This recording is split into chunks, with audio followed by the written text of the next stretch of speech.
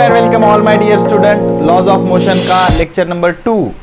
इससे पहले laws of motion का एक लेक्चर मैंने अपलोड किया है। उस लेक्चर में हमने 3 MCQ सॉल्व किए हैं जो कि AIPMT से और नीट से है। ओके, अब इस लेक्चर में हम लगभग 10 न्यूमेरिकल्स करने वाले हैं। अब इन लेक्चर सीरीज़ का मोटो ये है बच्चों कि इंटरनेट पे या यूट्यूब पे आपको बहुत सारे लेक्चर्स मिल जाएंगे जिसमें आपको लॉज ऑफ मोशन हो या 11th का सिलेबस हो, 12th का सिलेबस हो, 9th से लेके 6th 7th 8th सब का पूरा सिलेबस आपको मिल जाएगा। लेकिन नंबर ऑफ क्वेश्चन वाले ज़्यादा लेक्चर्स नहीं है, ऐसे मैंने ऑब्जर्व किया। तो इसलिए मैंने सोचा कि भाई चलो जो कंटेंट नहीं है वो बना के डालते हैं ताकि बच्चों का फ़ायदा हो। जो ऑलरेडी है वही बार बार डाल के कोई फ़ायदा नहीं, ठीक है ना। तो इसलिए मैं न्यूमेरिकल्स वाला कंटेंट बना रहा हूँ। तो फ़ायदा लगे तो 100% शेयर कर देना, नहीं तो इग्नोर कर देना, डोंट वरी। ओके, तो इस लेक्चर में हम न्यूमेरिकल्स की बात करेंगे लॉज ऑफ मोशन से। इससे पहले लॉज ऑफ मोशन का ऑलरेडी एक लेक्चर अपलोड किया है मैंने, उसमें 3 MCQ सॉल्व किए, बहुत इंपॉर्टेंट MCQ है वो। और ये सारे छोटे बड़े लेक्चर जो होंगे हर एक चैप्टर की एक पूरी प्लेलिस्ट आपको हमारे चैनल कोटा पैटर्न साइंस वाला के प्लेलिस्ट में मिल जाएगी, ठीक है। तो अब ये 3 पहले न्यूमेरिकल सॉल्व करेंगे। इसके आगे इस लेक्चर में मैं कोशिश करूंगा कि लगभग 10 न्यूमेरिकल मैं आपके लिए सॉल्व करूँ। बहुत ही स्टैंडर्ड न्यूमेरिकल्स है ये, और ये न्यूमेरिकल्स बेस्ड है इक्वेशंस पे, इक्वेशंस ऑफ मोशन, या उसको क्या बोलेंगे। पहला इक्वेशन क्या होता है, v is equal to u plus a t बराबर। सेकंड होता है s is equal to u t plus half a t square. और तीसरा क्या होता है, v square is equal to u square plus 2a। Okay, सबको पता है, v final velocity, u initial velocity, a acceleration, t time, s displacement, u initial velocity, t time, v final velocity, u initial velocity, a acceleration, और yes क्या होता है, displacement होता है। क्या होता है, डिस्प्लेसमेंट होता है, ठीक है। तो इतनी चीज़ें आपको पता होना ज़रूरी है। और Newton second law of motion क्या बोलता है, the rate of change of momentum is equal to external unbalanced force and change in momentum takes place in the direction of external force, ठीक है। तो चलो न्यूमेरिकल शुरू करते हैं। पहले थर्ड वन सॉल्व करेंगे हम। क्या बोल रहा है न्यूमेरिकल, देख लो आराम से समझो। Electron is subjected to a force of 10 to the power minus 25 newton. तो इलेक्ट्रॉन पे हमने फोर्स कितना लगाया, 10 to the power minus 25 newton, ठीक है। इन एक्सरे मशीन में से वो निकल रहा है। Then find out time taken by the electron to cover the distance of, मतलब आपको टाइम पता करना है to cover the distance of, कितना डिस्टेंस ट्रैवल करने के लिए 0.2 मीटर, और मास ऑफ इलेक्ट्रॉन कितना लेना है, 10 to the power minus 30 kilogram. और उसका आंसर ये है, ठीक है। अब कैसे आया देख लो आराम से। पहले एक्सेलरेशन पता करेंगे, force is equal to mass into acceleration. So acceleration will be force divided by mass. What is force, how much is force, 10 to the power minus 25 newton divide by mass कितना है, 10 to the power minus 30। Minus 30 ऊपर जाके plus 30, तो 10 to the power 30 into 10 to the power minus 25। तो इसका answer आ जाएगा 10 to the power 5। 30 में से 25 गए, कितने रहते, 5। 10 to the power 5 metre per second square. What is unit of acceleration, metre per second square. Very simple. हाँ, चलो आगे बढ़ते हैं। अब हमें निकालना है टाइम। तो डिस्प्लेसमेंट है हमारे पास, एक्सेलरेशन है। ओके, तो ठीक है, कौन सा इक्वेशन यूज करोगे, इसको सॉल्व करेंगे हम इक्वेशन यूज करके। S is equal to u t plus half a t square. Okay, तो जब इलेक्ट्रॉन को आप प्रोजेक्ट करना शुरू करोगे तो शुरू करते वक्त उसकी इनिशियल वेलोसिटी कितनी होगी, 0। इनिशियल वेलोसिटी कितनी होगी, 0। तो ये 0 इंटू टी कितना हो जाएगा, 0 हो जाएगा। तो s is equal to 1/2 a t square. समझते हो, यू टी, यू 0 होने के कारण यू इंटू टी क्या हो गया, 0 हो गया। तो डिस्प्लेसमेंट कितना है भाई, डिस्प्लेसमेंट है 0.2 मीटर इज इक्वल टू ये 1/2 का 1/2, एक्सेलरेशन है 10 to the power 5 into T square का T square. Yes 1/2 acceleration into T square.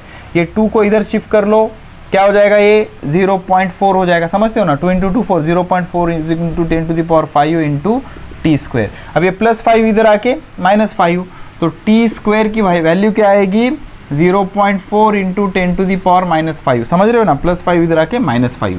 अगर इसको इधर शिफ्ट करोगे तो आंसर हो जाएगा 4 into 10 to the power minus 6। ये टी स्क्वायर हो गया, स्क्वायर इधर जाके स्क्वायर रूट, तो t is equal to under root of 4 into 10 to the power minus 6। आराम से समझो, 4 का स्क्वायर रूट आ जाएगा 2। 4 का स्क्वायर रूट कितना आ जाएगा, 2 into 10 to the power minus 6 का स्क्वायर रूट माने 1/2। 2 1 जा 2, 2 3 जा 6, तो ये -3 आ जाएगा।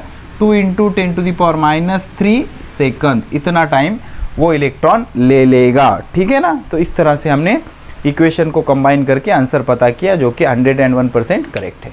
खत्म।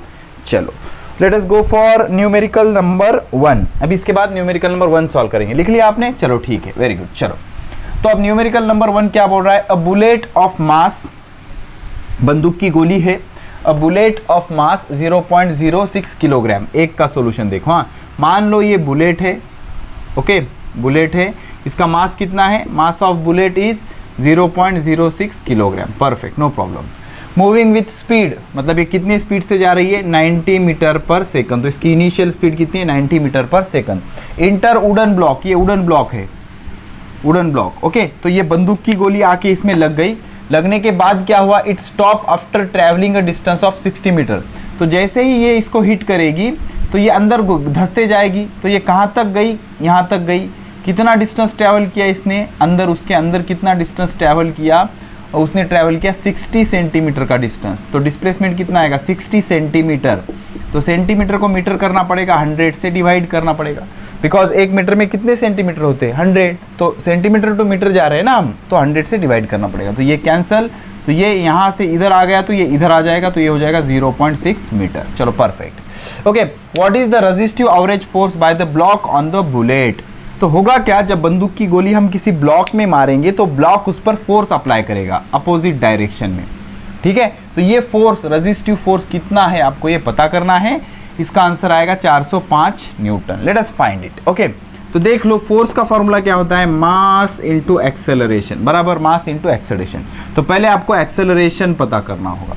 तो एक्सेलरेशन के लिए फॉर्मूला क्या होता है? v minus you divided by T. लेकिन टाइम तो दिया ही नहीं है, तो क्या करोगे फिर? Displacement, initial velocity, final velocity. अब यहाँ पर आके ये रुक गई मतलब फाइनल वेलोसिटी कितनी? 0। जब घुस रही थी तो इनिशियल वेलोसिटी कितनी थी? 90। तो एक्सेलरेशन कैसे पता करोगे?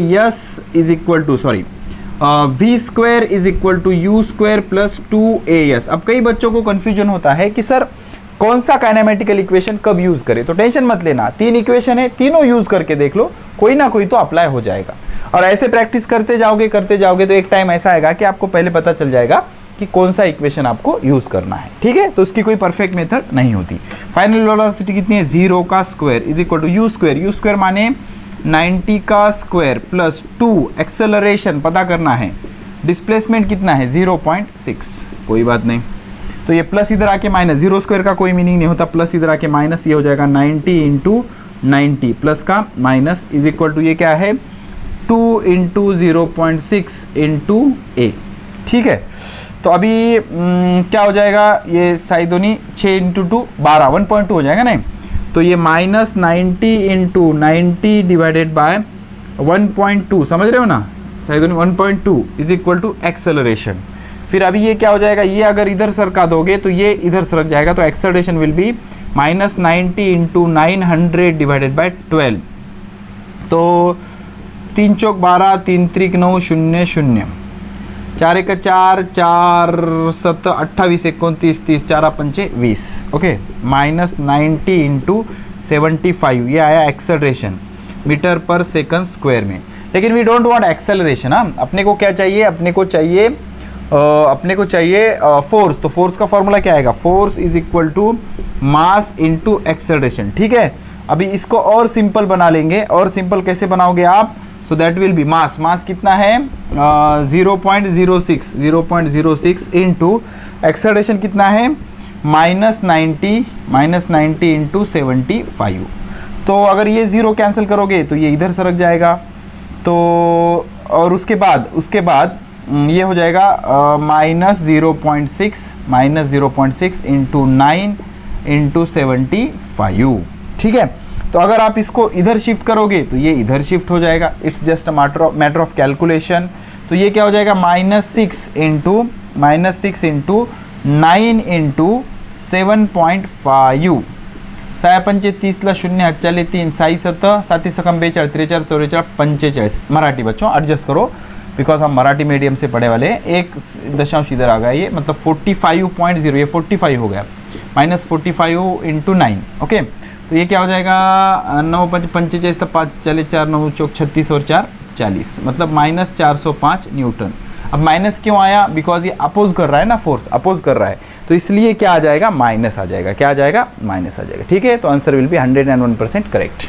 हो गया? चलो ठीक है, let us solve numerical number 2। Numerical number 2 solve करेंगे। ओके, 3 हमने ऑलरेडी सॉल्व कर दिया, फर्स्ट भी हो गया। अभी जाते हैं न्यूमेरिकल नंबर 3 के साथ। क्या बोल रहा है? एक स्टोन है जिसका मास है 1 किलोग्राम। ओके, सेकंड वाले का सॉल्यूशन।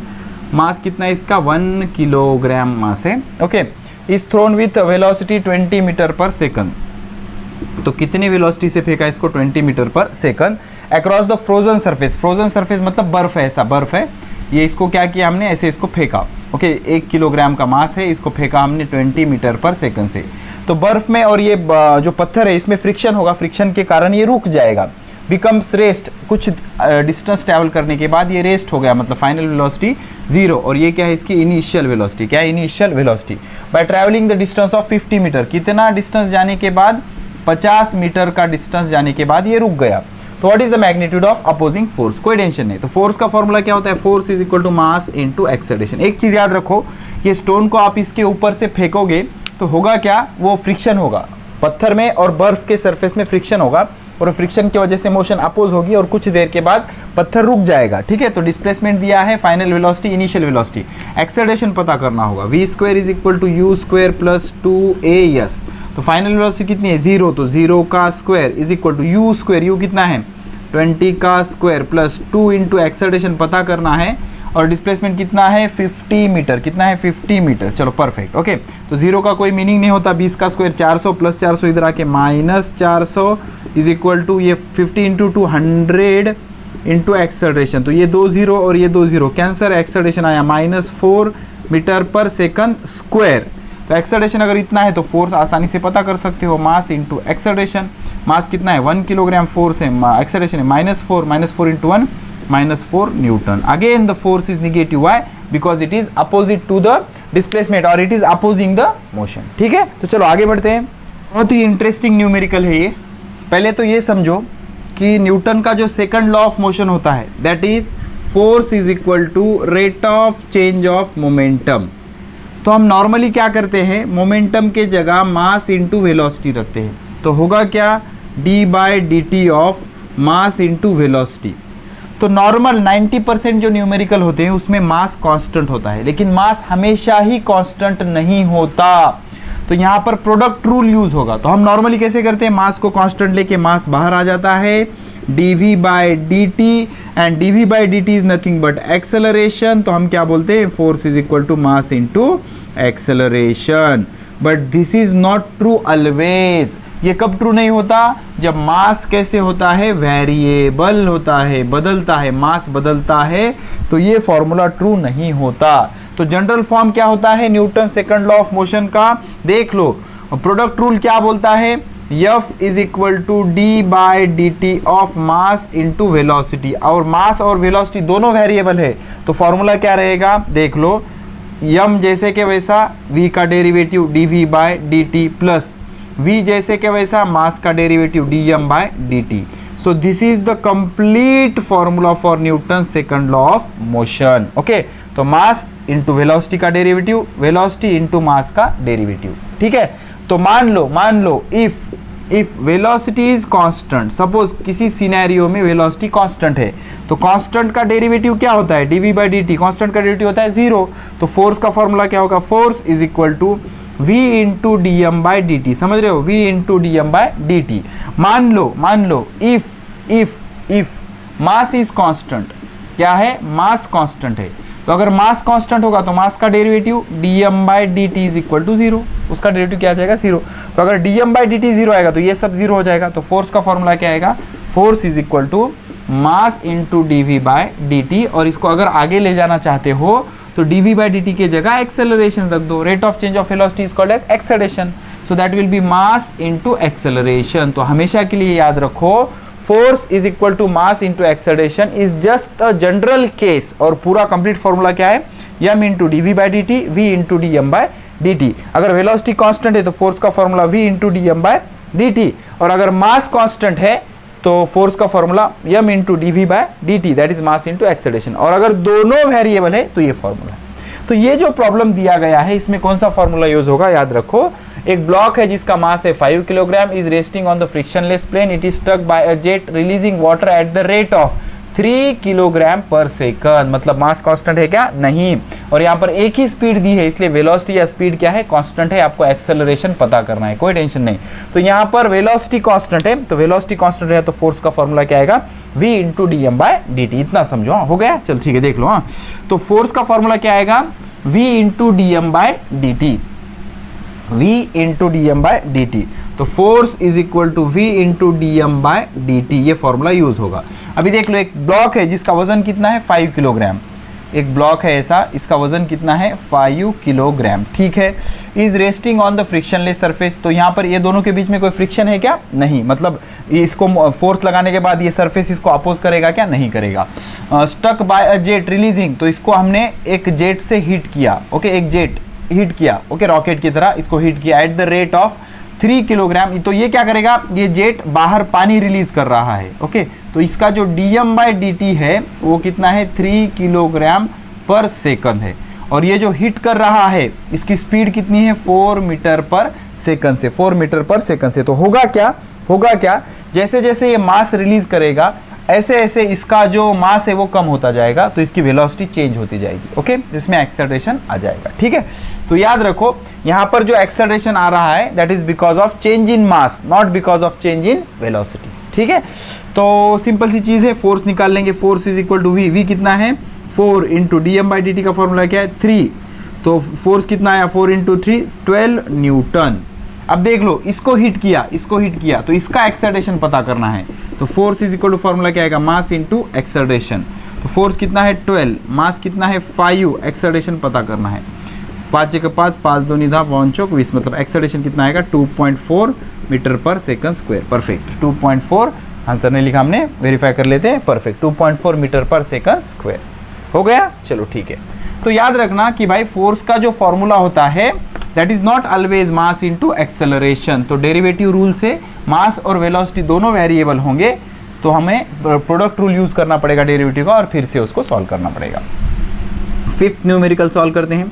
क्या बोल रहा है, फोर्स दिया गया है तो इसकी मैग्नीट्यूड पता करते हैं। अब सबको पता है मैग्नीट्यूड कैसे पता करोगे, under root of 6 square plus -8 square plus -10 square. Vector में पढ़ा होगा ना आपने, किसी वेक्टर का मैग्नीट्यूड कैसे पता करोगे, उसके जो कंपोनेंट होते हैं उसका स्क्वायर करके एडिशन करके उसका स्क्वायर रूट निकालो। तो 6 का स्क्वायर 36, -8 का स्क्वायर 64 और -10 का स्क्वायर कितना आएगा 100। तो ये 100 और ये 100, 100 प्लस 100 200। 200 का क्या लिख सकते हो आप, 10 अंडर रूट ऑफ 2। कैसे, 200 को क्या लिखोगे 2 इंटू 100, 100 का स्क्वायर रूट 10, 2 का मन नहीं निकलता, ऐसे ही रहने दो। तो फोर्स कितना, फोर्स का मैग्नीट्यूड कितना है 10 रूट 2 और वेलोसिटी दी, एक्सेलरेशन दिया गया है, मास पता करना है। तो force is equal to mass into acceleration, और एक्सेलरेशन कितना है, एक्सेलरेशन है रूट 2, ठीक है। तो mass is equal to force divided by acceleration. Force कितना है 10 under root 2 divided by acceleration कितना है, एक्सेलरेशन है under root of 2, under root 2 under root 2 cancel, तो मास कितना आएगा 10 किलोग्राम, ठीक है। चलो पॉज करके लिख लो।